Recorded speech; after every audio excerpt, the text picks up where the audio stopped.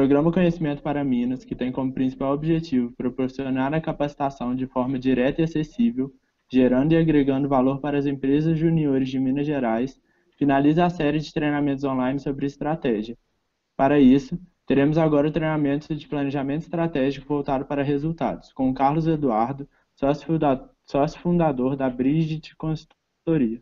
Carlos Eduardo é engenheiro de produção, formado pela Universidade Federal do Rio de Janeiro, possui mestrado em Ciências, MSc, com ênfase em governança de TI. É especialista em projetos de gestão de negócios e governança em TI para empresas públicas e privadas e professor de pós-graduação. Boa noite, Carlos. Desejamos a todos um excelente treinamento. As perguntas podem ser postadas através do link que tem no canto esquerdo do vídeo ou nos comentários do vídeo no YouTube. Tivemos um problema com o link de inscrição, com o link de emissão do vídeo no YouTube e pedimos desculpas por isso. Fique à vontade, Carlos. Obrigado pela apresentação. Boa noite aí, pessoal que está me ouvindo. Eu sei que vocês não podem responder, mas imagino que alguns tenham respondido esse boa noite. É um prazer estar com vocês nessa série de capacitações. Espero que o que eu consiga falar aqui nesse modelo web agregue ao que vocês têm de expectativa. Acho muito legal, sempre, tanto eu pessoalmente como a Bridge, a gente sempre fez a questão de investir, patrocinar, divulgar, incentivar o movimento Empresa Júnior. Vocês estarem 8 horas da noite querendo aprender, se mobilizando para fazer o conhecimento ser disseminado entre as pessoas, com certeza isso já é um diferencial de vocês, entendam e continuem dessa forma, como uma vantagem em relação àqueles que agora estão descansando, relaxando. Óbvio que todos têm o seu momento de descanso, de relaxar, mas esse gás que vocês têm aí a mais do que os outros, pode ter certeza que ele será recompensado, tá? Bom, pessoal, a nossa fala aqui, ela deve durar 40 minutos, não muito mais do que isso. E aí depois eu vou responder as perguntas que vocês tiverem, tá? Como a gente está falando de uma capacitação web, eu não vou colocar aqui slides cansativos, nem nada muito pesado. A ideia é que eu passe conceitos de uma forma mais agregada e principalmente que eu provoque reflexões em vocês e trouxe algumas sugestões de livros e outros autores para que vocês depois façam a parte de vocês. Então, minha ideia aqui é criar algumas sinapses, criar alguns incentivos de leitura, passar um pouquinho a minha experiência. Então, eu vou falar um pouquinho da forma como eu enxergo esse assunto, planejamento estratégico. E depois, qualquer dúvida que vocês tenham aí em relação a como a Bridge faz o planejamento estratégico dela, ou como nós fazemos isso em clientes, fiquem à vontade. O que eu puder responder, eu vou responder. O que eu achar que envolve uma resposta muito longa, eu vou depois puxar por e-mail ou por Skype, qualquer coisa, uma conversa individual com quem me perguntar. E está projetado aí o meu e-mail, vocês podem mandar dúvidas, perguntas. Se for o caso, eu respondo rápido, se não, eu marco um outro papo, como eu falei, porque minha agenda está cada vez mais complicada. Mas eu não deixo de responder, não. Tá? Bom, pessoal, vamos lá. A agenda dessa reunião, dessa apresentação, na verdade, está dividida em 3 tópicos. São tópicos bem enxutos, rápidos. Falar um pouquinho de conceitos, falar um pouquinho sobre lições e provocar vocês em relação ao pensamento de futuro. E aí eu já deixo essa pergunta, porque a gente está falando aqui de estratégia e ela pode ser aplicada para vocês enquanto empresa júnior, pode ser aplicado para vocês enquanto consultores em um cliente e também pode ser aplicado em vocês em relação à carreira. Tanto carreira quanto formação, técnica, acadêmica. O assunto ele envolve essa visão de futuro. Tá? Então fiquem aí já com essa pergunta na cabeça. Lá no final a gente vai debater. Aonde você pretende estar? Na verdade, onde você pretende estar em 10 anos? Tá? Pergunta difícil. Bom, vamos lá. Já me apresentaram, eu coloquei aqui rapidinho minha história. Eu tenho uma atuação de consultor desde a minha época de estágio. Eu fiz um estágio na Universidade Federal do Rio, em um grupo de pesquisa dentro da UFRJ. E o meu primeiro, digamos assim, meu primeiro dia de trabalho foi um dia de um consultor. Eu fui colocado num cliente, eu nunca tinha estagiado antes, e fui treinado ao longo do caminho e já entrei, digamos assim, na guerra. Já entrei com um tiro acontecendo, já entrei com cliente reclamando, com uma situação difícil de projeto. E desde esse meu primeiro dia, no começo do quarto período da minha graduação, até hoje, eu desenvolvo atividades de consultoria com a Bridge. Tá? Trabalho também como professor de alguns cursos de pós-graduação. Gosto de correr, gosto de fazer exercício físico, tento fazer aí alguma coisa próxima ao triatlo. Estou um pouco devendo para os meus treinos. Sou apaixonado por guitarra, violão, música em geral, principalmente a de qualidade. Eu não vou entrar em polêmicas aqui sobre isso. E estou acessível, tá? Se vocês quiserem depois marcar um bate-papo, depois para falar de algum assunto sobre carreira. Faço parte também de uma fundação chamada Fundação Estudar, que desenvolve programas, laboratórios específicos para desenvolvimento de carreira. Depois a gente fala um pouquinho sobre isso. Tá? Vamos lá. Bom, aposto que alguns de vocês aí que estão ouvindo já tiveram algum tipo de curso, ou já leram, ou já buscaram no Google estratégia, ou framework de estratégia, ou como fazer estratégia, ou o que é estratégia. E eu fiz essa pesquisa antes de fazer essa apresentação, e eu dei um print do resultado. Então, qual é o primeiro ponto, pessoal? Não é o meu objetivo aqui apresentar um modelo de estratégia, um framework, uma figura bonita, bacana, cheia de interações e setas e diagramas. Até porque o mundo está cheio disso. Cheio em dois sentidos. Está cheio em relação a volume, tem muita coisa disso publicada. E está cheio no sentido também um pouco de estar cansado. Existem diversas consultorias, existem diversos modelos acadêmicos que tratam estratégia. Então, se você pegar vertentes acadêmicas diferentes, elas vão ter desenhos diferentes, vão ter formas cíclicas, formas lineares, formas processuais, mas, na minha humilde leitura, muitas dizem a mesma coisa. Tá? O que eu queria passar com vocês é um pouco diferente de mostrar um modelo de setas e diagramas. É falar um pouquinho como é que a gente avança para uma implantação útil, real, eficaz, daquilo que na literatura a gente chamaria de planejamento estratégico. Tá? Eu não vou conseguir ver a resposta, mas tentem simbolicamente levantar a mão. Quem já viu uma figura, ou que fez, ou que a própria empresa júnior fez, ou que alguma consultoria mostrou, ou que aprendeu na faculdade? Vocês já viram algum framework desse? Tá? Bom, aonde a gente precisa chegar? A gente precisa chegar, tanto nas empresas juniores como nas empresas de mercado, a gente precisa chegar a alguma coisa que gere valor para as empresas. Eu vou trazer um dado para vocês agora, para vocês guardarem e profissionalmente usarem essa provocação ao longo da carreira acadêmica e profissional de vocês. O discurso tradicional, clássico de estratégia, ele vem sofrendo diversas críticas. Muitas dessas críticas vêm pela falta de sucesso de grandes projetos de planejamento estratégico. Então, se a gente olhar casos de sucesso no mundo sobre bons projetos de planejamento estratégico, eles existem, mas se você fizer uma busca por casos de insucesso, eles existem, eu chutaria dizer que eles são em maior volume. Tá? Então esse é um ponto que inclusive vocês podem ajudar futuramente a resolver essa inequação no mercado. Como ter métodos de planejamento estratégico mais factíveis, mais simples, que as empresas consigam utilizar, que isso vire rotina das empresas e que isso gere valor.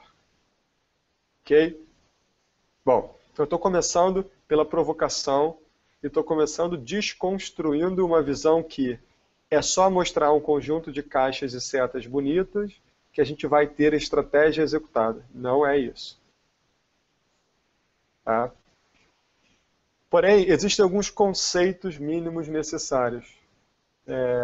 Conceitos que são fases, e essas fases elas estão presentes em diversos métodos.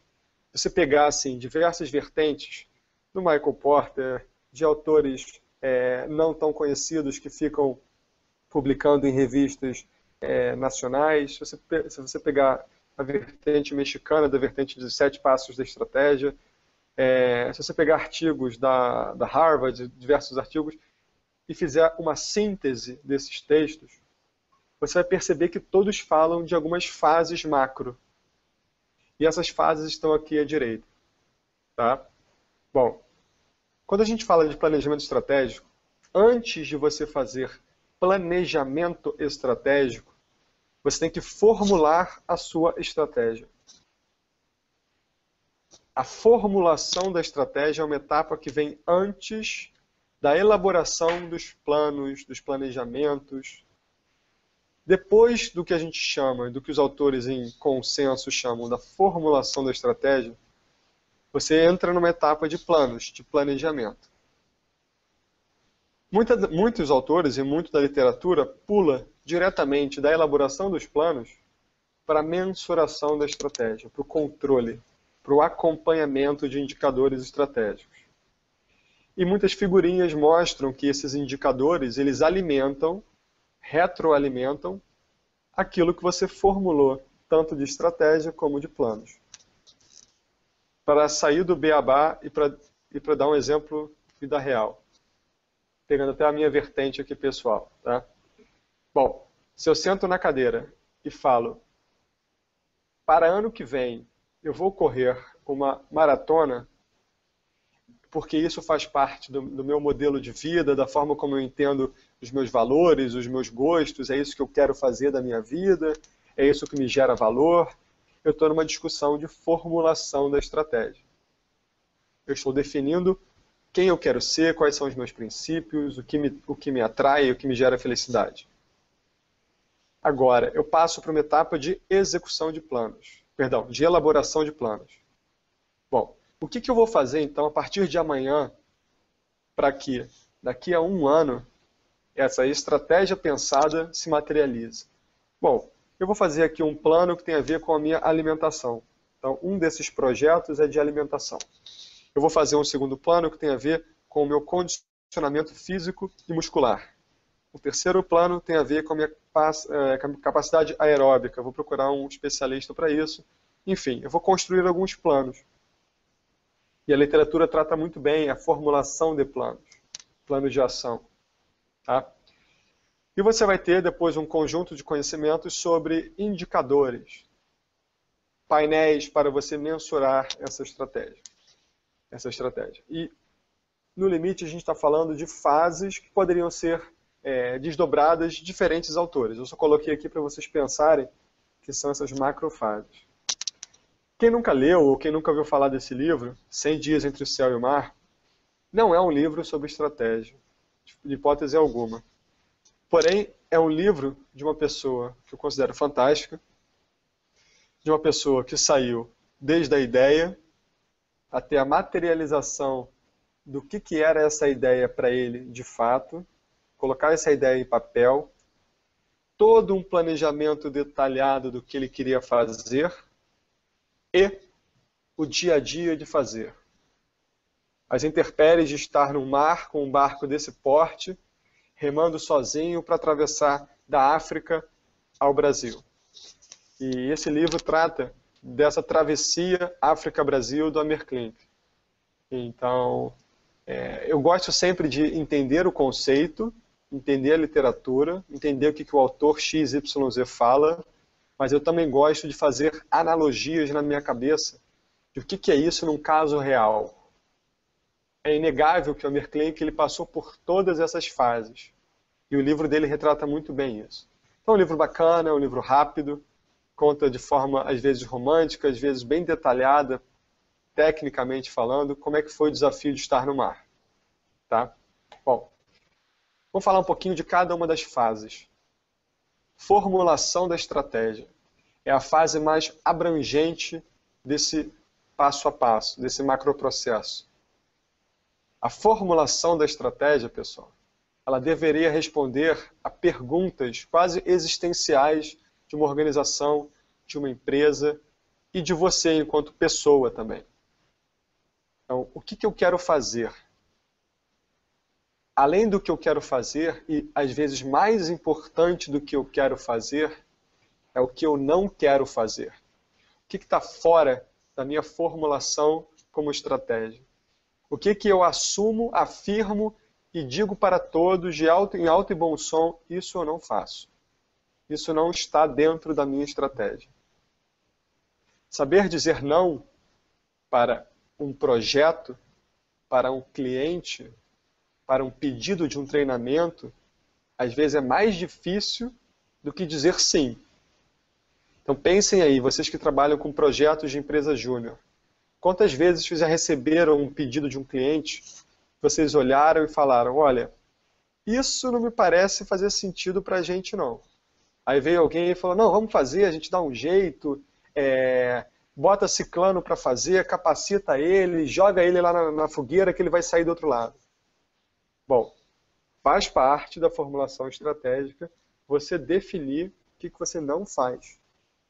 Tá? E fazer aquilo que você definiu que não é o seu foco pode gerar impactos negativos diretos para a sua operação, para o seu negócio. Para quem eu quero fazer? Quem é o seu cliente? Que nicho de mercado você está buscando? Ternos. Esse desejado vestuário aí para quem se vê trabalhando no mundo de negócios, indo a conferências, viagens, fazendo reuniões com executivos, todo mundo de terno. Aí vocês decidem abrir uma empresa de terno. Bom, você pode abrir uma empresa de terno vendendo ternos que você compra já padronizados, ou você pode abrir um ateliê de forma custom fit, em que você tem uma pessoa, um profissional, que mede tamanho, compra tecido inglês, faz sob medida. Sob medida. Estrategicamente, pessoal, são posições totalmente diferentes. Concordam? Bom, o que o senhor aqui de cima do exemplo, o que ele quer fazer? Ele quer atender clientes que tenham um potencial aquisitivo talvez um pouco maior, que clientes que não tenham pressa na compra de um terno, clientes que valorizem um tecido italiano, um tecido inglês, clientes que provavelmente vão se fidelizar a ele, vão permanecer com esse alfaiate aí por anos e anos, a família às vezes permanece com o alfaiate. E para isso ele vai cobrar 3, 4, 5 vezes o valor de um terno, vai ter menos gente batendo na porta dele, mas não necessariamente vai ter menos ou mais receita. Não é uma relação direta. Porém, se eu chegar na loja desse alfaiate e falar, eu gostaria de um terno padrão aqui para eu usar no meu dia a dia, que esteja pronto, ele tem que falar, isso eu não faço. Ou então, ele pode ter um modelo híbrido.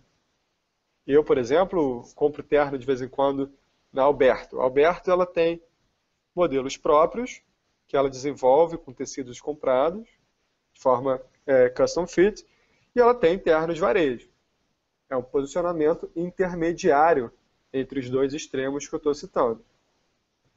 Mas se você anda por locais mais específicos, se você vai, por exemplo, em Londres e vai na Rua dos Alfaiates, tem uma rua lá que é só de grandes alfaiates, você não acha, em alguns casos, terno pronto. Tá? Então, para quem que eu quero fazer? Quem é o cliente do alfaiate? O cliente do alfaiate é o jovem que está indo para a primeira entrevista de estágio e pegou aqueles 300, 400, 500 reais que juntou, que o pai deu, e está indo comprar o primeiro terno da vida? Não é. Ah, tem uma exceção. O filho do fulano foi lá e fez com o alfaiate. Bacana, é a exceção. O cliente-alvo desse alfaiate, ele é uma pessoa com poder aquisitivo e com uma visão de valor de ter um produto custom fit que, por exemplo, eu muitas vezes não tenho. Por exemplo, vocês indo para congressos, para encontros federais, não vão ter essa preocupação de ter um terno e educação física. Então, para quem eu quero fazer esse meu serviço, para quem eu quero entregar esse meu produto, ele existe? Pergunta estranha, Cadu. Ele existe? Muitas vezes a gente erra na formulação da estratégia, porque a gente tem uma ideia super bacana, a gente pensa num super produto, num super serviço, cria lá o modelo e parte do pressuposto que tem um público-alvo esperando prontamente para comprar ou contratar aquele serviço. Então, esse alguém existe de fato? Exemplo de vocês. Vocês vendem serviços, que eu conheço alguns, por exemplo, de fazer layout de empresas. Empresas que queiram abrir ou expandir ou se reestruturar. Vocês, enquanto empresa júnior, algumas eu conheço, por exemplo, eu conheço bem a Federal aqui do Rio de Janeiro, a Flux, Engenharia, e ela faz serviço de layout. Agora, se ela quiser fazer um serviço de diagnóstico de riscos operacionais da indústria petroquímica, bom, existe alguém, alguma empresa, organização, que historicamente contratou uma empresa júnior para fazer análise de risco operacional dentro de uma petroquímica? Esse mercado ele existe, ele pode ser criado, ou ele pode ser estimulado, porque aí tem uma chance de erro muito grande, que a gente analisa em empresas, que a gente vê na literatura. São pressupostos que um tal mercado existe, e quando você vai testar ele não existe, ou você assume que ele não existe e coloca uma meta de criar esse mercado. Existem grandes nomes aí na literatura e nos casos que vocês conhecem de pessoas que empurram o mercado, criam mercados. Nem sabia que eu ia precisar disso, mas eu agora estou usando. A gente tem que saber se a gente quer criar um mercado ou se a gente quer achar pessoas que precisam de alguma coisa e desenvolver serviços para essa pessoa, ou para esse grupo de pessoas. Tá? O que eu tenho de diferencial? O que você tem melhor do que a empresa júnior do lado? Que o cliente em algum momento vai ter que escolher entre você e ele. Em geral, quando a gente fala de diferencial, a gente está falando de algumas variáveis, por exemplo, custo, uma variável clássica de diferenciação. Você diferencia o seu serviço pelo custo, você é mais barato, ou você tem um foco maior em qualidade, comprometimento e nível de serviço. E por isso você não cobra tão barato. Ou não, é a agilidade e o tempo de resposta. Você responde muito rápido, você é muito ágil, muito veloz e preciso. Então existem várias variáveis que compõem o modelo de diferenciação. Eu vou entregar serviços de consultoria para um público que aceita pagar um pouco mais caro. Para isso eu tenho pessoas muito mais qualificadas, com salários mais altos, que falam 2, 3 idiomas, que têm excelência acadêmica. Essa é uma discussão de formulação estratégica. Como é que eu vou entregar valor? O que o meu cliente vai perceber quando eu entregar o produto ou o serviço? O que vai melhorar na vida desse cliente? Será que vai melhorar o custo que esse cliente tinha? Será que esse cliente vai ficar mais seguro? Será que esse cliente vai vender mais o produto dele? Será que a imagem dele no mercado vai ficar mais valorizada? Ele vai ser mais bem visto? Se você formula uma estratégia e não consegue desenhar o que você está entregando de valor para teu cliente, você está formulando a estratégia de forma incompleta. O que você vai entregar de valor não é o que você está entregando de produto. Eu uso um exemplo, às vezes, em sala de aula, que é bem bacana. Se vocês chegassem para mim com uma britadeira profissional, dizendo que essa britadeira foi desenvolvida pelos melhores engenheiros de Minas Gerais, e que ela pode furar tanto de concreto por segundo. Eu não sei nem as unidades de medida, tá? Eu vou olhar para vocês e vou falar, olha, você está me entregando um produto, ou querendo me vender um produto, que de forma alguma, para a minha vida pessoal, ou até para a minha vida profissional, Cadu falando, eu consigo enxergar valor nisso. Como assim valor? O Cadu, ele é um consultor, o Cadu, ele é uma pessoa que mora num apartamento no Rio de Janeiro. Eu tenho hábitos não tenho hábitos de fazer obra. Então, nada que eu faça com esse produto vai melhorar a minha vida. Eu não vou ficar com mais dinheiro, com mais felicidade, com mais tempo, com nada. Então, é quase zero a equação de valor desse produto para mim. Agora, se vocês entregassem para mim um serviço que mapeasse os melhores alunos das universidades e os alunos que historicamente mais se interessam por consultoria, fizessem um mapa de mercado e falassem o seguinte: Cadu, investe naquela universidade e naquela, porque ali tem se formado excelentes consultores. Opa, isso eu contrataria. Qual é a proposta de valor que vocês têm para me entregar? É um relatório? Não, o relatório não tem valor. O que tem valor é o que eu vou fazer com esse relatório. Então eu vou pegar o relatório que vocês escreveram, eu vou ler esse relatório, vou sentar com o meu time de marketing e vou falar o seguinte: pessoal, a partir de agora o foco é na universidade A e na universidade B. É de lá que estão vindo os talentos de consultoria. Fomos lá, patrocinamos os eventos, contratamos 4 estagiários, esses estagiários se tornaram excelentes consultores. Qual é o valor que você gerou para mim? Vou dizer alguns. Você reduziu o meu custo de contratação, você reduziu o meu risco de contratar a pessoa errada, você potencializou as entregas dos meus serviços nos meus clientes. Por ter gente boa trabalhando comigo, eu estou entregando melhor. Então, a formulação da estratégia também passa por você conseguir olhar lá na frente o que o seu cliente vai ter de bom usando o seu produto ou o seu serviço. E muitas vezes as empresas pecam nisso. Só as empresas juniores? Não, todas as empresas. Do grupo de todas as empresas que eu conheço, que vocês conhecem, muitas dessas pecam em entender a proposta de valor do uso daquele produto ou daquele serviço para o público-alvo de clientes que eles têm. Tá? Se eu vendesse para vocês um curso que custa R$1.000, mas esse curso aumenta em 90% a chance de vocês serem aprovados num processo de trainee, de uma Ambev, de umas lojas americanas, isso tem um valor. Se eu vendo para vocês um curso que é simplesmente um curso sobre carreira, e esse curso não impacta em nada os seus processos seletivos, a sua visão de mundo, eu não tenho esse link com a capacidade de geração de valor. Tá? Uma discussão bem complexa, uma discussão ampla, mas é só para provocar o raciocínio. Tá? E, em linhas gerais, quando eu vou fazer esse serviço. Pessoal, essa fase é uma fase de reflexão, é uma fase em que a empresa, a liderança da empresa tem que sentar, tem que ouvir especialistas, tem que ler o mercado, tem que ouvir pessoas que já passaram por isso. Essa fase não se faz sozinha, ela não se faz necessariamente num hotel bacana em que todo mundo vai lá, fala de estratégia, depois enche a cara, acorda de ressaca e no dia seguinte não consegue mais fazer nada.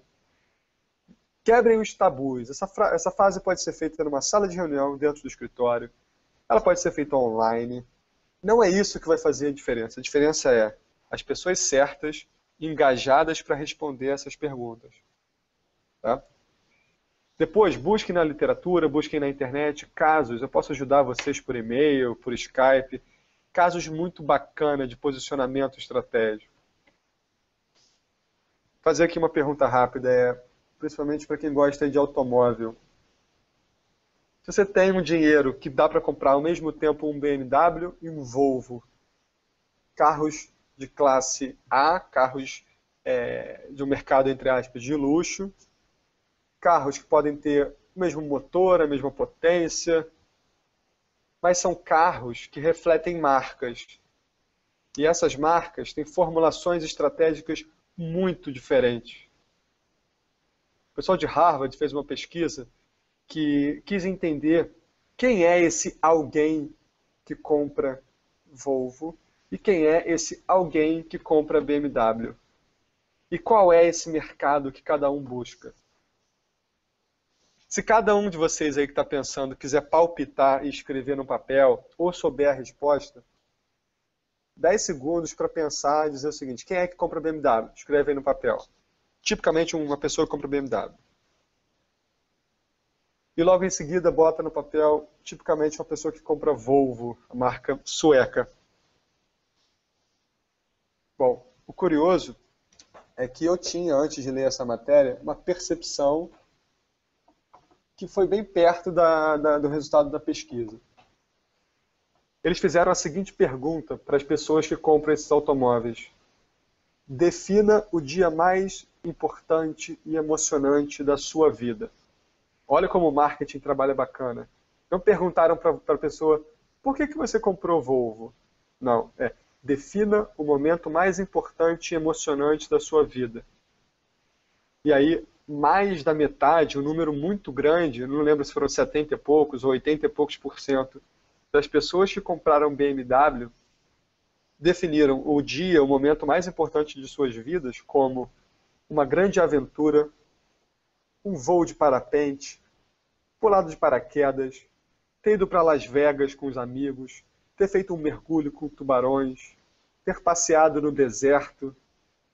Muitas dessas respostas vinculadas à alta emoção, alta adrenalina, aquela característica de viva intensamente. E mais de 50% das pessoas que compraram Volvo responderam que os dias mais importantes de suas vidas foram o nascimento de seus filhos e o casamento. Bom, aqui a gente já consegue separar o mercado. Carlos, eu nunca tinha pensado nisso. Mas o pessoal de marketing da Volvo pensa. E o pessoal de marketing da BMW pensa. Óbvio que existe ali no meio um conjunto de pessoas que compram os dois. Cara, eu sou um cara muito aventureiro e eu adoro Volvo. Legal. Mas você não está nessa regra dos 60 e tantos, 70%. E como marca, como empresa, você tem que focar na sua proposta de valor. A Volvo oferece uma proposta de valor de ser o carro mais seguro do mundo. A marca que mais investe em toda a engenharia de testes para ter o carro mais defensivo do mundo. Então, todo o sistema de proteção da vida dentro do Volvo é o diferencial competitivo do Volvo. Toda a esportividade, os traços mais esportivos da lataria, né, do design, toda a arrogância de um motor da BMW puxa muito mais para o jovem de família rica, ou lá fora, como esses carros são mais baratos lá fora, para o jovem que está começando uma carreira e já consegue comprar uma Série 3 da BMW, aquele adulto que ainda vive intensamente a adrenalina, gosta da esportividade, gosta de ter um passeio com a namorada, com a mulher, ou se for uma mulher, com o marido, num deserto. E é isso que é a formulação da estratégia. É a Volvo falar: eu quero pegar aquelas pessoas que... Eu quero pegar aquelas pessoas que estejam mais preocupadas com a segurança. Ela vai dizer não para o aventureiro? Não, ela não vai dizer não para o aventureiro. Mas óbvio que ela vai dizer não para aquela pessoa que quer um carro por 10, 15, 20 mil reais, 20 mil dólares. Essa ela vai dizer não, eu não tenho um carro para você. Tá? Então o recado é esse, pessoal. A formulação da estratégia é uma atribuição mais conceitual que define os pilares da sua empresa. A sua empresa júnior, ela quer oferecer o quê, para quem e por quê. E sempre respondendo também, por que não aquilo que a gente deixou de lado? Tá? Bom, vamos avançar. Fase 2. Elaboração de planos. A elaboração de planos é onde entra o conceito um pouco mais detalhado do planejamento estratégico. Que projetos eu preciso fazer? Que ações eu tenho que executar? Então, para ser uma empresa que em 3 anos vai entregar serviços de consultoria para pessoas que estão abrindo sua própria empresa e vai, vamos supor que um de vocês esteja com essa mentalidade, ser a empresa júnior referência para startups. Então, se eu sou um empreendedor novo, estou sem base, estou com ideia, mas não sei como fazer, eu quero ser essa referência. Eu quero ser a primeira opção de empresa júnior que esse empreendedor no Sudeste vai procurar. Tá, definiu isso lá na fase de elaboração da estratégia. Agora você vai perguntar para a sua equipe como é que a gente chega lá. Como é que em 3 anos a nossa empresa júnior vai ser essa referência principal no mercado? Bom, Carlos, a gente vai fazer um projeto inicialmente para capacitar a nossa diretoria em técnicas de Lean Startup, técnicas de empreendedorismo com a Endeavor, vou escrever o pessoal na Fundação Estudar, vou comprar livros, bacana. Coloca um projeto disso, projeto interno, um projeto que vai fazer parte da transição da sua empresa, de como ela está hoje, até ela ser essa referência. Essa referência foi pensada por vocês na fase de definição da estratégia. E aí você vai abrir um conjunto de projetos, vai modelar alguns processos, vai nomear pessoas. Muito importante, você vai dimensionar recursos. Quanto eu tenho para gastar, como eu irei gastar esse dinheiro ao longo dos 3 anos. Carlos, 100 mil reais ao longo de 3 anos para a gente formar excelentes pessoas que sejam capazes de construir um modelo Canvas de business model, de definição de modelo de negócio, e essas 3 pessoas vão ser nossos recursos especialistas, porque elas vão para São Paulo, vão para Belo Horizonte, vão para qualquer cidade que tenha um curso bom sobre Canvas. Bacana. Então, importantíssimo, na fase de elaboração dos planos, é você nomear esses projetos e vincular o orçamento, o recurso previsto para esses projetos. E se você quer ser uma consultoria de excelência em startup, é esperado que você gaste bastante, ou gaste pelo menos uma quantia significativa, capacitando as pessoas, formando as pessoas, estudando técnicas de startup, lançamento de produto, tudo que está na moda aí, se especialize. Onde as empresas erram muito é elaborar uma estratégia que quer conquistar o mundo, na hora de fazer os planos, distribuir o dinheiro de forma não muito razoável. Então, vamos supor, o Cadu quer correr a maratona. Aí eu tenho 1.000 reais para gastar. Eu tenho que escolher aonde gastar. Aí eu viro e falo, olha, eu vou gastar um tênis aqui usado, que eu vi no Mercado Livre, que está por 50 pratas. Deve ser bom esse tênis. Não sei não, mas vou comprar. 50 reais e vou gastar ali 200, 300, 400 reais. Eu vou gastar em short. E os outros 500 reais eu vou gastar num livro de culinária que eu achei bacana. Eu estou usando um exemplo bem esdrúxulo, tá? Bem simples. Que algumas empresas fazem. Eu garanto para vocês, por trabalhar não, mas por correr no meu tempo livre, que um tênis mal comprado, e aconteceu isso comigo na maratona aqui do Rio do ano passado, um tênis mal comprado, ele pode acabar com a sua estratégia. Eu tive uma lesão no joelho por causa de calçado.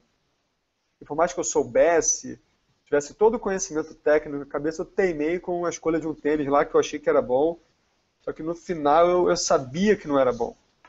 Então eu aloquei errado o meu recurso. A alocação de recurso é uma disciplina dentro do planejamento estratégico complicadíssima. Porque vamos supor vocês aí que estão me ouvindo. Ah, fulaninha é diretora de marketing.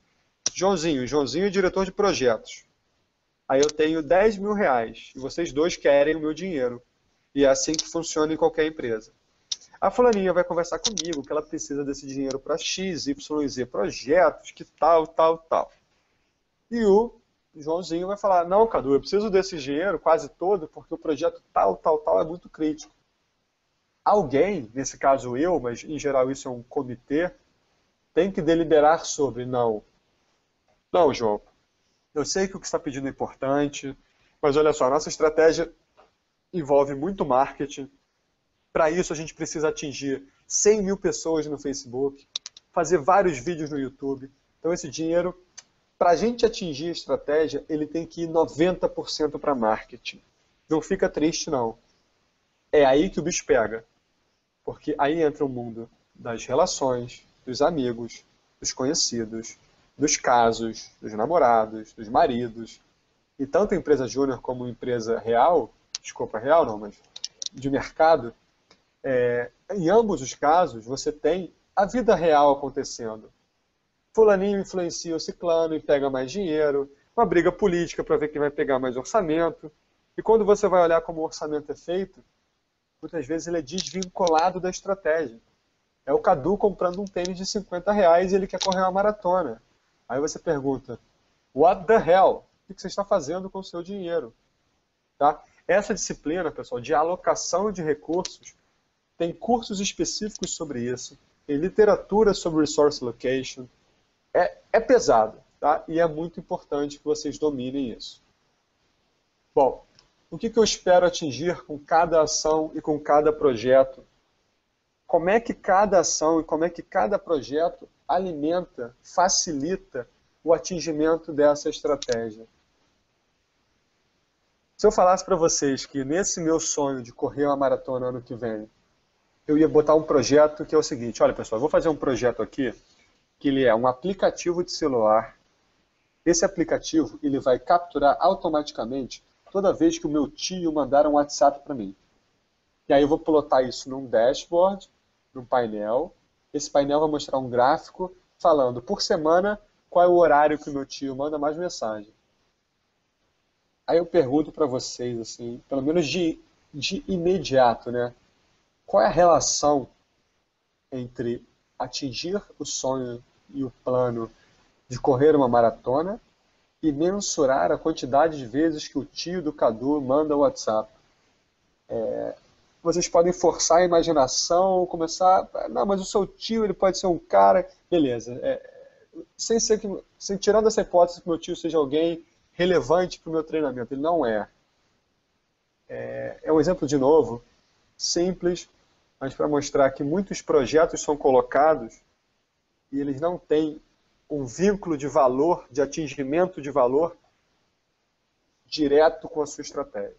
Então, se você listou 10 projetos, força a barra da sua diretoria, do seu grupo, da sua equipe, olhar cada um e pede para cada defensor de projeto vender a ideia. Esse projeto é importante para... A resposta desse para, a continuação desse para, é muito crítica.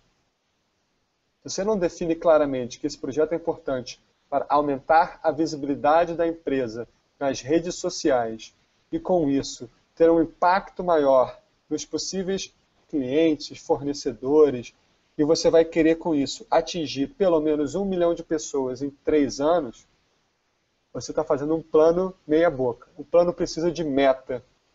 Ele precisa do vínculo de valor. Tá? Filosofando aqui junto com essa figura, pensa que cada plano é um desses vetores, uma dessas setas, que eles em conjunto, como um todo, têm que fazer a evolução da sua visão estratégica. E por fim, não menos importante, como é que você vai medir cada um desses planos? Como é que você mede o impacto de evoluir com os likes no Facebook com a sua estratégia? Aí também o bicho pega. Pega para vocês, pega para a Bridge, pega para clientes da Bridge. A relação estatística e matemática entre a evolução de um plano e a evolução da empresa como um todo, muitas vezes não é tão matemática. Tá? Dá exemplos reais.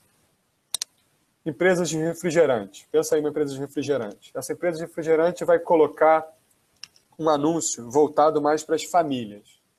Botou um anúncio voltado para as famílias. Aí esse anúncio sai na TV, esse anúncio é uma família jantando com um refrigerante e tal. E aí você percebe que a estratégia da empresa era crescer 30% em vendas e atingir mais um público adolescente. Tá? Aí você vira e fala, ah, Cadu, é fácil. É só você comparar o mês, vamos supor, o mês de maio do ano passado com o mês de maio desse ano, e depois que a gente colocou o anúncio, ver se teve algum aumento. Aí eu pergunto, seria fácil se você congelasse todas as outras variáveis do mundo e deixasse elas estanque e analisasse individualmente o impacto de vendas desse anúncio? Mas aí vem outro cara e fala, não, você esqueceu que esse mês fez muito mais calor do que a média dos outros anos. Maio foi um mês muito quente. E quando aumenta a temperatura, aumenta o consumo de refrigerante também. Aí você fala, e... Aí vem outra pessoa e fala, olha, você esqueceu que teve aquele evento lá, aquele evento de rock que teve, e esse evento, só esse evento já impulsionou as vendas tanto e tanto e tanto. Onde eu quero chegar? Quase nunca no mundo real, seja no mundo júnior, seja no mundo das empresas graduadas, no mundo real quase nunca as variáveis são lineares. Mas isso não significa que não é importante medir. É importante medir. Só que não se cobrem de ter uma relação tão matemática entre. Fizemos um site novo do Movimento Empresa Júnior. Tivemos tantos mais alunos ou clientes, etc. Essa relação quase nunca é real, porque você tem outras variáveis. Dá para fazer uma análise complexa, multivariável? Dá, então é um trabalho simples, mas é um trabalho que tem que ser feito. Então eu não estou incentivando vocês a não fazerem, muito pelo contrário. Estou dizendo que você tem que definir claramente como você vai medir, mas não não aceitar uma relação muito clara, muito simples desse plano com o atingimento da estratégia. Tá? Qualquer dúvida em relação a isso, pergunta aí que depois eu dou mais exemplos. E uma etapa que é clássica na literatura, que é uma etapa de conclusão, é a etapa da mensuração da estratégia. Se eu definir os meus planos, definir quanto eu vou gastar, definir com o que eu vou gastar e definir qual é o propósito de cada plano e como eu vou medir, começa a hora de medir. Aí entram as áreas clássicas de Balanced Scorecard, BSC, entram teorias de estatística, gestão de indicadores, para você plotar gráficos e analisar se a tendência está indo para o lugar certo, se a curva está se comportando da forma correta. Então, se a meta é pousar em tranquilidade e segurança, o que eu tenho que medir? Quais são os indicadores que eu botei lá naqueles planos que agora eu tenho que controlar eles? Então, muito do que se fala aí da mensuração da estratégia vem de você centralizar a coleta e a apresentação de dados e informações para que você consiga sistematicamente se reunir para olhar, olha, estamos indo na rota certa ou tem algum vento aqui não previsto? Olha, algum problema com o trem de pouso? Preciso fazer uma manutenção ou vamos em frente? Eu estava conversando com um amigo que é piloto e eu não entendo quase nada de aviação, mas o pouco que ele me falou, achei fantástica a descrição dele de quais são as possíveis variáveis que levam o piloto a decidir arremeter. Cancelar o pouso e subir de novo. Quem já passou por essa experiência sabe que ela não é das mais agradáveis para o seu intestino, dá aquele frio estranho na barriga. Na hora que você arremete, tem umas pessoas que já começam a gritar, a rezar. Eu presenciei uma dessas semana passada. Nada demais, foi só um vento lateral que estava ameaçando o pouso. Dava para sentir o avião balançando no eixo, né, de um lado para o outro. O piloto arremeteu. Qual é o ponto? A estratégia dele desse voo é pousar em segurança. Para isso, ele tem que controlar alguns indicadores. Ele tem um monte de painéis, um monte de exemplos aqui na figura que mostra altitude, velocidade do vento, direção do vento, combustível, posição do flap, altura do nariz em relação ao eixo da solo. Várias dessas variáveis, se tiverem vermelho, vamos supor que seja vermelha a cor, faz com que o piloto puxe a alavanca, puxe e suba novamente. E ele tem até uma altura máxima para arremeter. Se ele decidir arremeter perto de um contato com o solo, ele dá de barriga com o avião e pode explodir o avião. Então, é bom a gente fazer analogia com questões mais do nosso dia a dia, porque a empresa deveria ser um avião. O pousar em segurança deveria ser a sua estratégia, seja ela qual for. E você deveria saber o que você precisa controlar para saber se você vai atingir ou não. Se o piloto parar ou não controlar a velocidade do vento, ele pode explodir, cair, quebrar, matar pessoas. Que informação o seu negócio, a sua empresa, não pode deixar de medir? Essa é uma pergunta crítica. Ok? Bom, temos um problema. E aí, pessoal, o problema ele começa a sair da literatura e ir para o mundo real. Até onde eu falei, muitos autores falam, muitos dos frameworks de estratégia trabalham, que é a formulação da estratégia, planejamento da estratégia e mensuração desses planos. Aonde, de verdade, o bicho está pegando lá fora? É na execução da estratégia. Esse livro é um livro sensacional, em português, que eu recomendo que quem tem a possibilidade de comprar, compre. Quem não tiver a possibilidade de comprar agora, espere um amigo comprar, faz um rateia aí, é um livro barato, não sei se custa 40, 50 reais. Rateia, espera um ler, depois ler. Esse livro vai discutir questões bem práticas e, ao mesmo tempo, bem filosóficas sobre o hábito.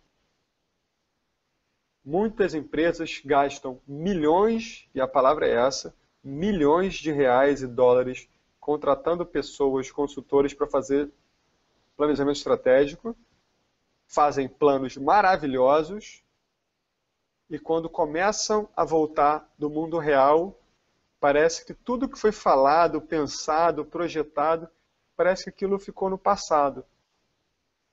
Aí vocês vão, gastam uma grana aí da federação, alugam uma pousada, vão para uma cidade diferente, alugam uma pousada, todo mundo com cartaz, post-it, caneta, desenha que vai dominar o mundo, que vai conquistar 24 territórios, homens do Dinka e Aral, vai conquistar a Oceania, tá brincando de War, né? Ali pode tudo. Aí acabou aquele fim de semana, chegou no trabalho, chegou na empresa júnior, chegou na faculdade, ih, tem prova de cálculo amanhã, droga. Prova de resistência de materiais quinta-feira que vem, ih, tem que entregar o trabalho do ciclano. Ah não, olha só, não vou poder fazer aquele negócio que eu tinha que fazer hoje não, eu vou ter que estudar. Ah não, eu não vou poder fazer isso não que eu estou cansado. Pessoal, isso acontece com vocês, eu sei que acontece, e acontece com gente muito grande lá fora. O hábito de fazer aquilo que você precisa fazer a cada dia da sua vida para que você avance na sua estratégia. Esse é um livro muito legal. Tá? Você vai refletir se você consegue criar hábito das ações necessárias para executar o seu plano. Seja ele o plano de passar numa boa universidade, passar num intercâmbio, passar num trainee, virar presidente da empresa júnior, correr uma maratona, ganhar um Nobel de Física. Você tem a maturidade e disciplina para executar o dia a dia? Aí, amigo, vocês têm problemas com isso, a Bridge particularmente tem problemas com isso, e os nossos clientes e o mercado têm problema com isso. Tá? Então vamos lá, para fechar, lições úteis. Uma lição que é trazida, um conceito que é trazido pelos autores desse livro, que está em vermelho e preto, que é Em Busca da Vantagem Competitiva. Esse livro tem em português também. O livro técnico, não é uma literatura mais rápida e simples, é um livro dado pelos professores de Harvard, para a escola de administração de Harvard. Alguns autores aqui no Brasil, alguns professores usam. A engenharia de produção da UFRJ usa esse livro como matéria, e ele trata de vários assuntos sobre a estratégia de operações das empresas, mas eu queria trazer um conceito muito legal para vocês refletirem, que é o conceito de foco e fit. Foco é o norte que você definiu para a sua estratégia. O foco significa vocês dizendo que em 3 anos querem ser a maior referência de empresa júnior para empreendedores individuais. Então, se eu sou um empreendedor individual e não sei por onde começar, eu não posso pensar 2 vezes. Eu tenho que pensar, é óbvio que eu vou ligar para aquela empresa júnior. Ela é a melhor nisso. Esse é o foco. Agora, o fit é o conceito de ajuste. Segundo a teoria do Pisano, você deveria ter mecanismos na sua empresa e na sua vida pessoal para avaliar se cada ação que você toma no seu dia a dia... Que tipo de ação, Cadu? Olha, eu estou indo lá para Búzios, porque lá em Búzios eu vou fazer uma pescaria. No limite, pegando o conceito do fit, eu ia perguntar, ir lá em Búzios, fazer uma pescaria, tem algum ajuste, tem algum fit com a estratégia de correr a maratona ano que vem? Isso quer dizer, está de alguma forma alinhada a essa meta? Se a resposta for não, o que se fala nesse livro é recalibre as suas prioridades. Tenha o máximo possível, 100% é inviável, tenha o máximo possível de percentual de ações fit no seu dia a dia. Ah, então tem que ser uma pessoa bitolada que fica fazendo tudo. Não, aí você tem que achar um equilíbrio. Mas as empresas nem noção desse equilíbrio têm. Eu quero ser a empresa mais sustentável do Brasil, selo verde. Aí você vai na área de RH dessa empresa, tem uma senhora imprimindo 300 folhas para fazer uma dinâmica com os funcionários. Aí você pergunta, essa atitude de imprimir 300 folhas hoje para fazer dinâmica com o funcionário tem fit com a estratégia de ser verde? Não, não tem. Obviamente não. Carlos, mas ela precisou fazer isso porque o diretor disse que só tinha que ser em papel porque tem uma auditoria. Tudo bem. Essa ação vai estar no percentual de não fit. Mas faça com que as outras ações para compensar essa tenham fit. Tá? É um livro muito bom, é um livro mais pesado, talvez para começo de graduação ele precise ainda de alguns conceitos um pouco mais fortes. É um livro de quem é da área de operações, de administração, de engenharia de produção, ou quem é de outras áreas, mas tem interesse no assunto. Tá?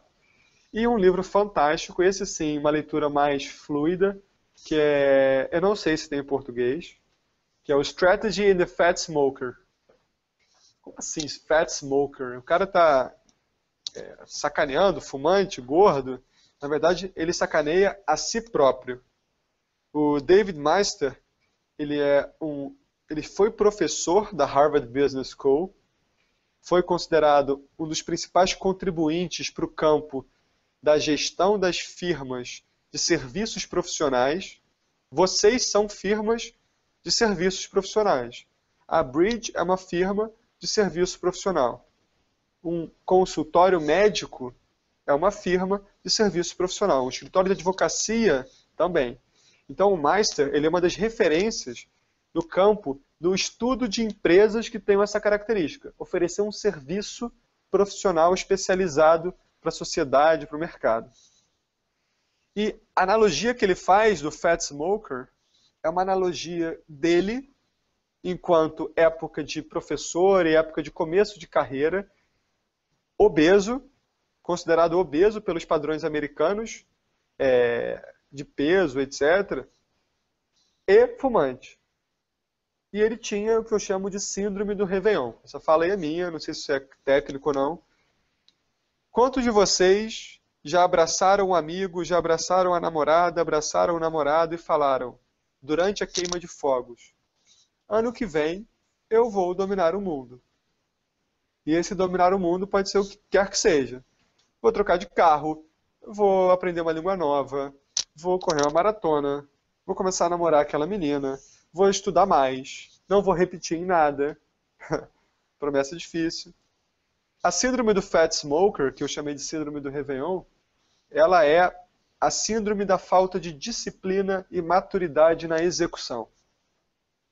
O Meister ele estuda um conjunto de empresas e avalia que, da mesma forma que ele dava essa promessa para si mesmo na virada do ano, e em fevereiro já começava a comer os hambúrgueres lá, que ele se dizia nervoso, comia uma porrada de hambúrguer. Em março ele voltava a fumar, e ele justificava que voltava a fumar porque familiarmente ele estava mal, porque o trabalho estava ruim. E chegava em julho, ele já estava obeso de novo, ou nem tinha perdido o patamar de obeso, e estava fumando tudo que ele fumava antes. Esse livro é um choque, é um soco no estômago, é uma porrada na cara de quem tem a síndrome do Réveillon. E pode ser você enquanto pessoa, e pode ser a sua empresa. Ele ajuda você a refletir que a essência está na disciplina de execução. Se faz parte do plano da sua estratégia chegar todo santo dia, 7h30 da manhã, e fazer uma reunião de 15 minutos com o seu time de projeto, chamada Stand-Up Meeting, é aí que você diferencia os fracos dos fortes. Porque não vai ter papai e mamãe, não vai ter professor, não vai ter tutor, não vai ter ninguém. São vocês. Depende de você ter virado uma noite estudando, mas acordar às 6h30 para estar lá às 7h30 naquela reunião. Depende de você estar com resfriado e você vai lá às 7h30 naquela reunião. É isso que eu gostaria de passar para vocês, que é a minha visão sobre o que hoje está fazendo a diferença. O que está fazendo a diferença, pessoal, para que o papo de estratégia saia do lugar é disciplina. Ah, Carlos, está exagerando. Bom, converse com outras pessoas, então, da área de consultoria ou de empresas que estão com dificuldade de sair do papel a estratégia. Não adianta você contratar a Bridge, não adianta você contratar a McKinsey e a Bain para fazer um planejamento estratégico para você, que pode gerar um excelente framework, uma excelente figura. Tem uma hora que essa consultoria sai. Ela sai e até deixa alguns métodos lá de indicadores, etc. Mas se a organização não tem comprometimento, as pessoas não criam mecanismos de cobrança diária, incentivo diário, manutenção da moral e da vontade, grande parte dessa estratégia está em risco. Essa frase eu achei sensacional, eu destaquei ela para vocês aqui, e eu vou ler, tentando traduzir aqui em tempo real. Nada no mundo pode tomar o lugar da persistência.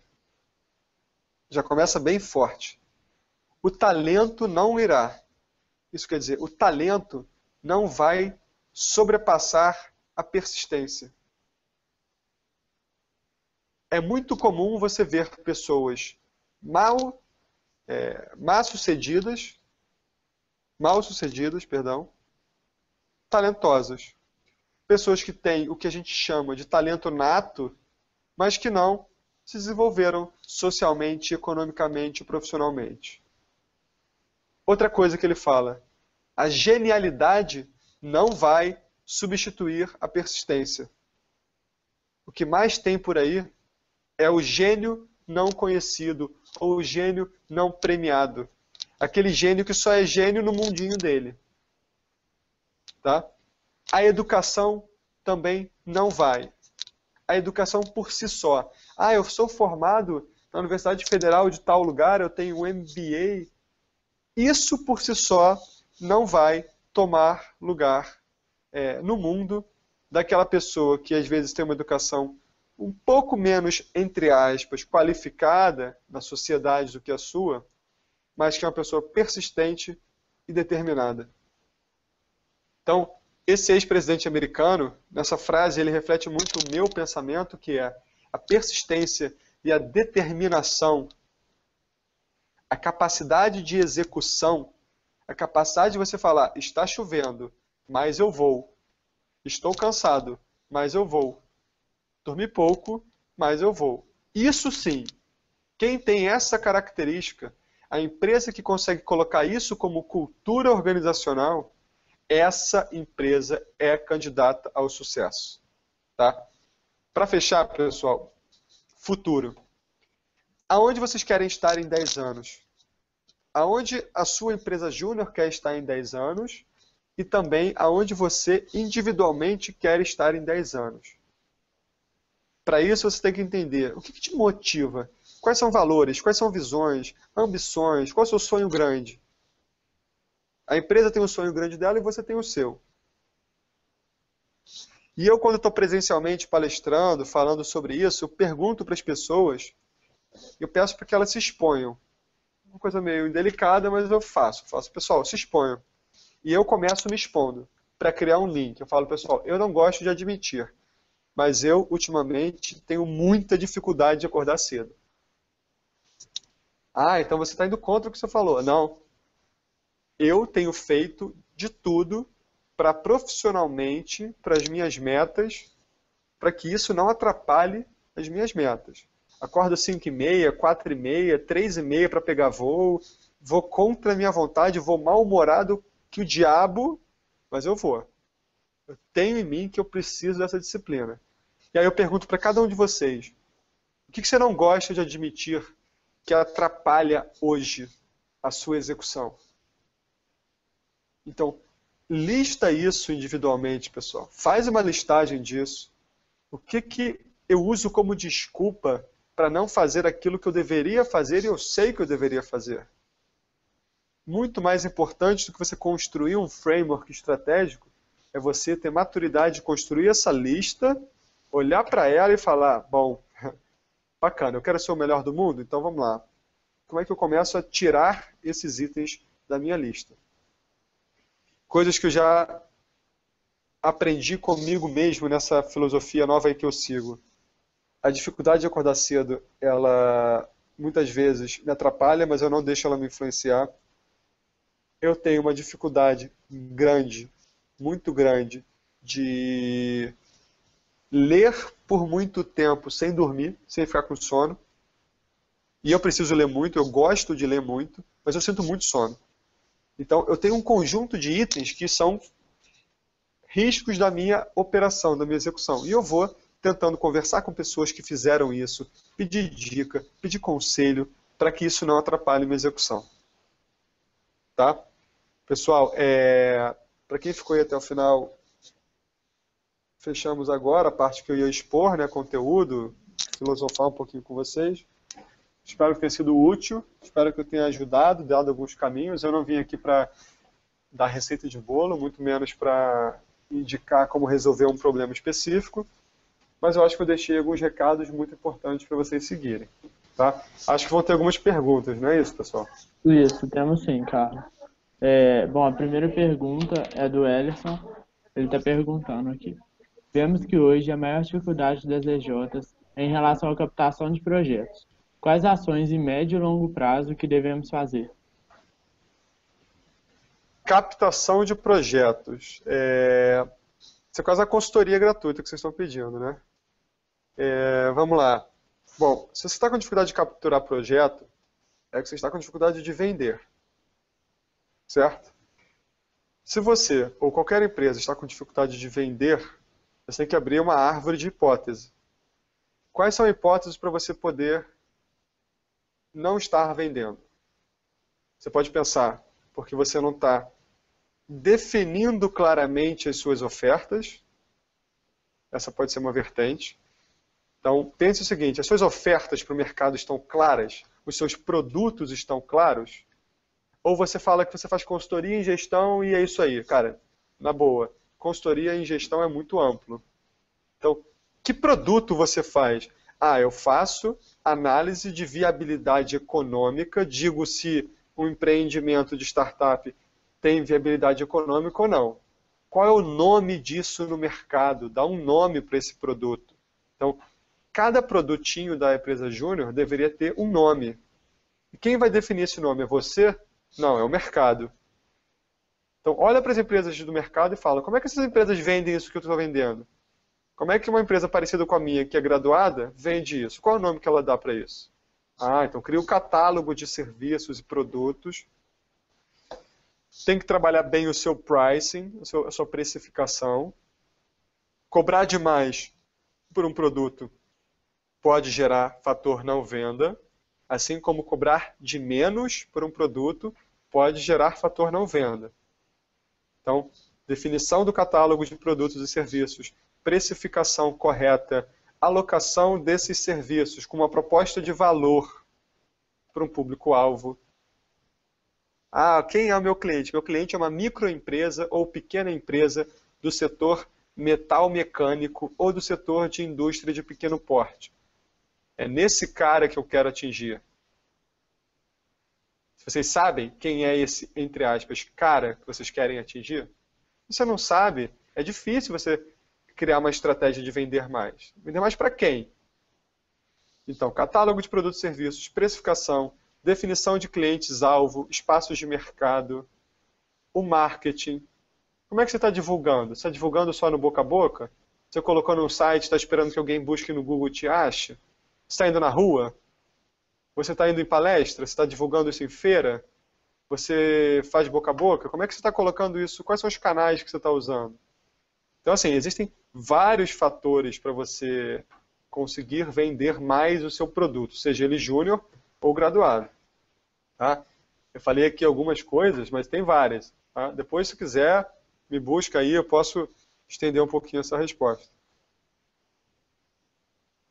O que mais, pessoal? Tem mais uma pergunta aqui. É o José Henrique, ele é da EGEL, de São João del Rei. Ele gostaria de saber qual a principal ação que o MJ deve fazer para internalizar o PE nela, entre seus membros. Para Fala de novo. Para Internalizar o planejamento estratégico nos membros. Alguma dica que você poderia dar para ele internalizar o planejamento estratégico? Se eu entendi o que você está me perguntando... disseminar, né?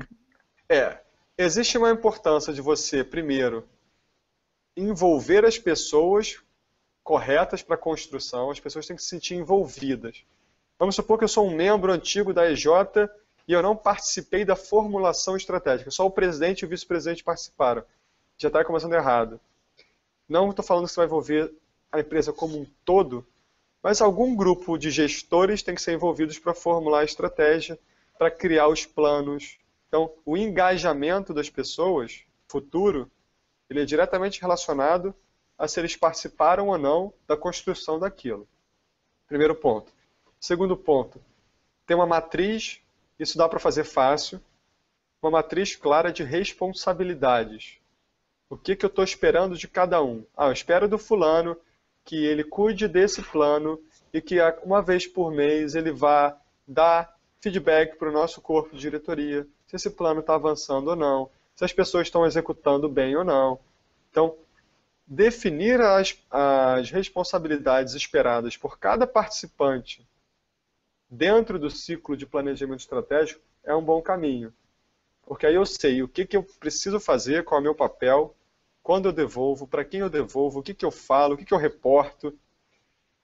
E uma coisa mais operacional do dia a dia é você pensar quais hábitos, isso é um pouco mais filosófico, mas é importante, quais hábitos você quer criar na sua EJ para que a estratégia seja atingida.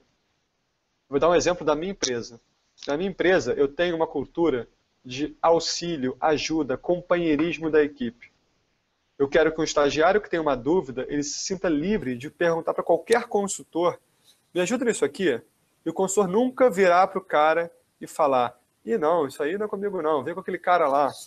Ele vai resolver, vai ajudar no máximo possível. Como é que eu faço para incentivar e criar esse hábito? Eu promovo grupos multidisciplinares para pesquisar e estudar. Eu promovo canais abertos através de SharePoint, plataformas de colaboração de perguntas e respostas. Então, eu estou dando meios para as pessoas colaborarem. Não adianta falar que é estratégico colaborar se você não está ali ajudando, dando meios, criando hábito. Tá? Beleza, o que mais?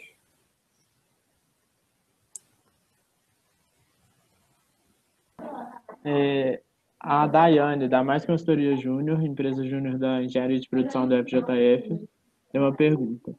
Na Mais, nós utilizamos o BSC e atualmente estamos em fase de estudo para utilizar o gerenciamento por diretrizes no próximo triênio de execução. O senhor indicaria alguma outra metodologia? Indica estas. São boas metodologias, elas são bem consolidadas no mercado.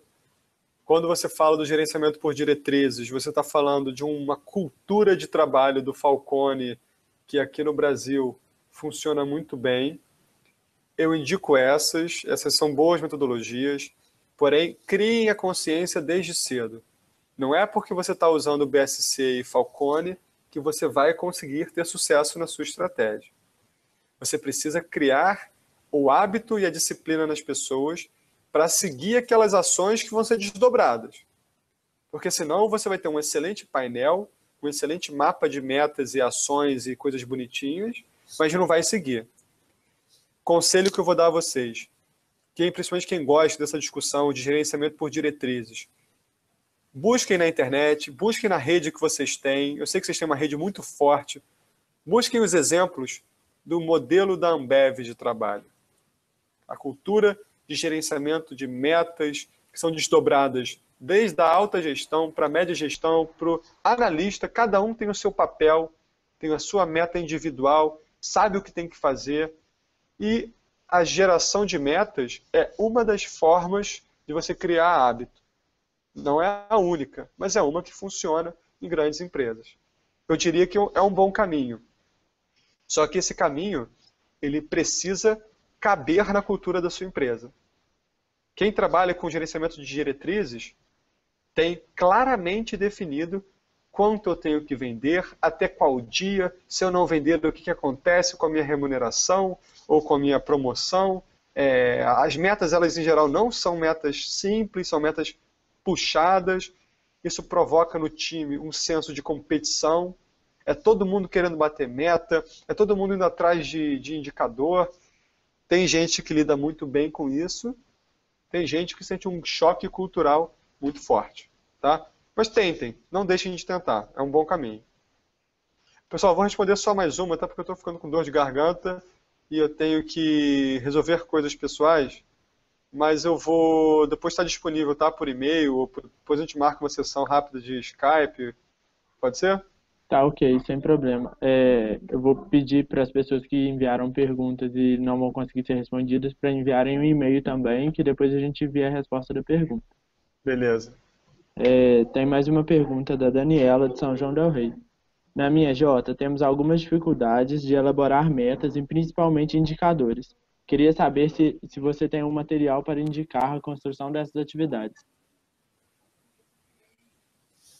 Tenho material sim. Eu peço para vocês que estão organizando, por favor, ou passar o meu contato para ela, ou pedir para ela me mandar um e-mail, que aí eu devolvo com alguns artigos. Essa dificuldade não é só sua, essa dificuldade é no mundo corporativo como um todo, e essa dificuldade ela vem da pergunta de o que eu quero e o que eu preciso medir. Tá? O material que eu vou te passar é bom, só que já antecipando um pouquinho, medir é algo que deveria seguir algumas regras. Poucos indicadores e bons indicadores, primeira regra. Indicadores separados por níveis. Então eu vou medir uma coisa bem operacional para entender a minha operação do dia a dia, mas essa coisa bem operacional deveria alimentar alguma coisa mais gerencial, e essa coisa gerencial deve dar alguma informação sobre a minha estratégia. Então, para cada um desses níveis, ter poucos e bons indicadores. Cada indicador tem que ter claramente definido quem é o dono desse indicador, quem é responsável por medir, qual é a métrica, são vezes por dia, clientes por mês, ligações por minuto.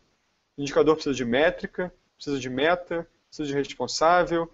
Então, tem um formalismo, sim, para você definir uma gestão por indicadores.